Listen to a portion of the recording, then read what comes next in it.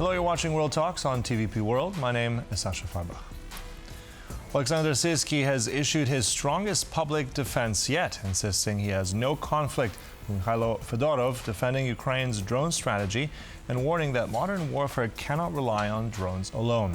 Remarks come against the backdrop of nationwide protests, escalating attacks on both sides of the border, and continued international backing for Kyiv. Joining us now is Andreas Umland, Policy Fellow at the European Policy Institute in Kyiv. Good to have you back with us. I wanted to start with the latest. I mean, this statement, this feud, very public. We've seen also these protests. Just give us your take where we are with this and how significant it is that the head of the Ukrainian armed forces is now in conflict with the former defense minister. I would interpret it mainly as a generational conflict in that the generals that are currently in the general staff, de facto, Syrskyi is the head of the general staff. His formal title is the High Commander of the Armed Forces, but that's also the Supreme Commander title is also Zelensky's title. De facto, he is the head of the general staff, and he himself and some other generals are educated in the Soviet Union, and they come from, so to say, a different past than the current, the former defense minister and other younger members of this team in the defense sector.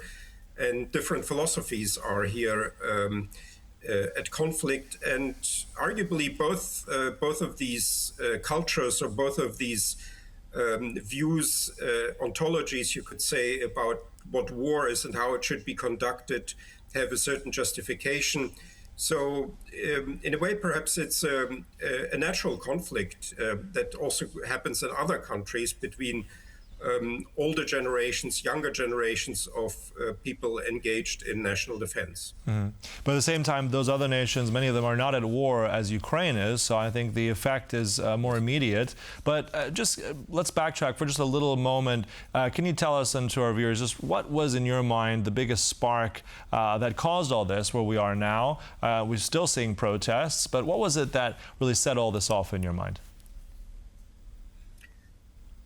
To me, frankly, this is still unclear. The cause of the protest was, of course, the dismissal of the government, and within this dismissal of the old government, also the dismissal of the defense minister, who has made, at least on the Ukrainian and also partly on the foreign public, the audience in Ukraine and abroad, a very good impression over the last half year. When Fedorov was defense minister, a lot of innovations have been introduced or implemented, early already introduced, but implemented by Fedorov. And it's unclear why he has been dismissed. And this dismissal then has met this disapproval in the Ukrainian society. Now we have a pause in the protests for a week. And the leaders of the protests have said that they are now awaiting some sort of solution to this conflict, and they will restart their protests again in a week if no solution has been found for this conflict. What is exactly behind it is difficult to say, because Fedorov says that some of his initiatives have not been supported by Syrskyi and the general staff. Syrskyi, on the other hand, says that there has been no serious conflict between him and Fedorov. So what exactly happened behind the scenes is actually difficult to say. Mm-hmm. Yeah. And also, I mean, just get your take as well. We also have a new name, Mr. Khmara, who will be the newly appointed defense minister. I mean, what do we know about him, and what do you think he will, add calm or unity to this, or what do we know of his role? He has military experience. That was perhaps also a problem for Fedorov, that he does not have, as far as I know, any military experience, and he was sort of approaching his reforms of the army from an IT perspective, you could say, and that's where the innovation came came from Khmara, comes from the armed forces of Ukraine and is in a way also a suitable figure. I find it difficult now to assess him because he has been mainly in the sort of operational sphere of the Ukrainian army, and it's difficult to say how he exactly will perform as a defense minister, which is a political position perhaps new for him. He has not been a politician before. Mm-hmm. Yeah, and also at the same time, the conflict does continue. The war continues. Also, we're hearing the latest of these new strikes. In fact, I think well over around 400 drones that were launched from Ukraine into Russia and towards Moscow overnight. What do we know about this? I mean, we've seen these kind of strikes already. I mean, the scale seems to be increasing. So is this now another level of this war where we see more and more of these, and how will that impact Russia? I think for the last month or so, we are indeed now, or have been indeed now already in a new phase of the war. We've seen the visual documentation of these strikes, but we've seen also already the material repercussions of these strikes. And if these material repercussions, for instance, the shortage of fuel in Russia, and then the possible cascading effects from this fuel shortage for other spheres of the Russian economy will continue, then this could be a turning point in the war.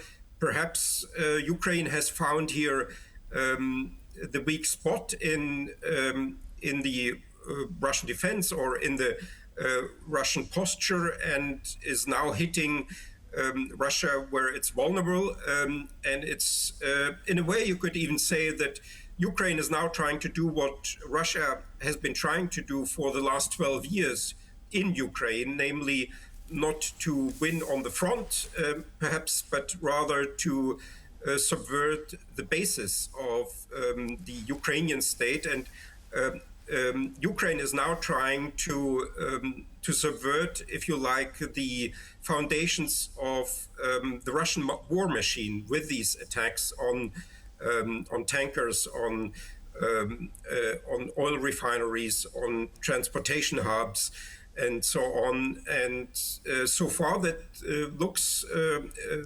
successful. How eventually the strategic repercussions of these strikes will be remains to be seen, but not only the visual documentation is impressive, but also already the material repercussions are striking.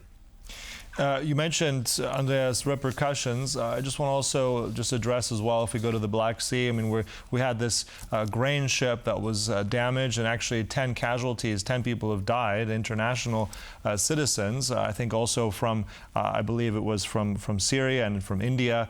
I mean, how does this change the dynamics? I mean, once again, this is a war, but now involving other international casualties, a civilian vessel. Any, let's say, response from the international community that you sense? Will this once again, let's say, corral some sort of response? Yeah, what you mean is the Russian attack on a ship that was going to Ukraine and bringing grain from Ukraine to the world market.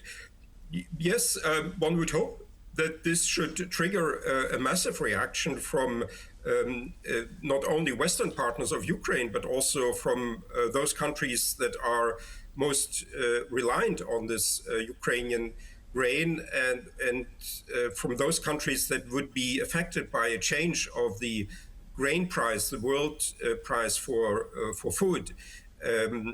This is a very touchy issue, and therefore one would hope that there will be a strong reaction to that, because this is clearly affecting not only Ukraine, it's also having large after effects for countries far away from Ukraine and for the worldwide food market.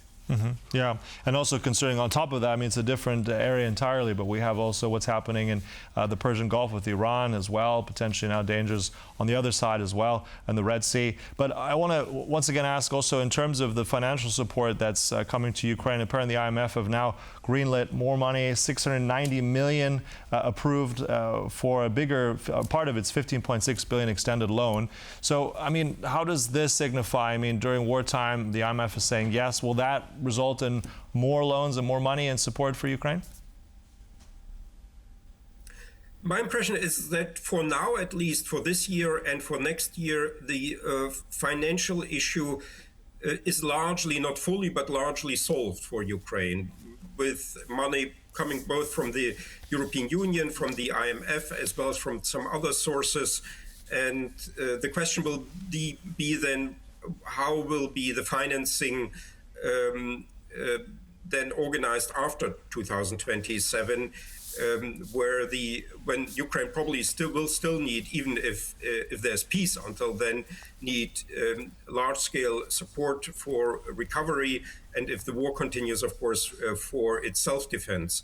So this is a good sign from the IMF, and in general, I think this has not been solved fully, this issue, the financial issue.